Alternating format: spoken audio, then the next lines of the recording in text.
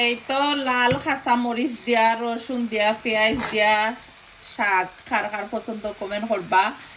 আমার তো অনেক বেশি পছন্দ।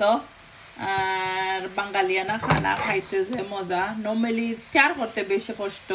শাক কাট করো কিংবা ভর্তা বানাও এনিথিং, আর বাঁকা কঠিন আছে কারি রান্দা, শুটকি শিরা। আমার কাছে লাগে মাংস রাঁধতে আমি আরো ইজি রান্ধি, শুটকির কারিও তা আরো বেশি লম্বা টাইম লাগে।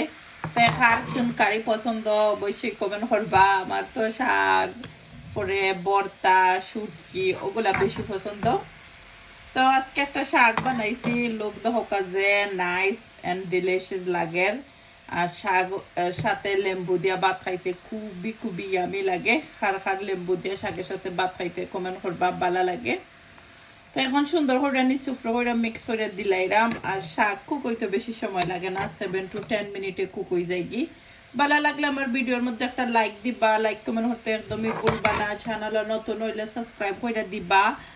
আমার ইউটিউব চ্যানেলটা সুভাষ ব্লগ ইউকে, অনেক আছেন সাবস্ক্রাইব করে দিছেন, কমেন্ট করেন আপনি তোমার চ্যানেলটা সাবস্ক্রাইব করে দিছি। থ্যাংক ইউ আপনারা, মন থেকে দোয়ার ভালোবাসা রইল। ওভাবে সাপোর্ট করবা, লাইক কমেন্ট করবা ভুলবা না।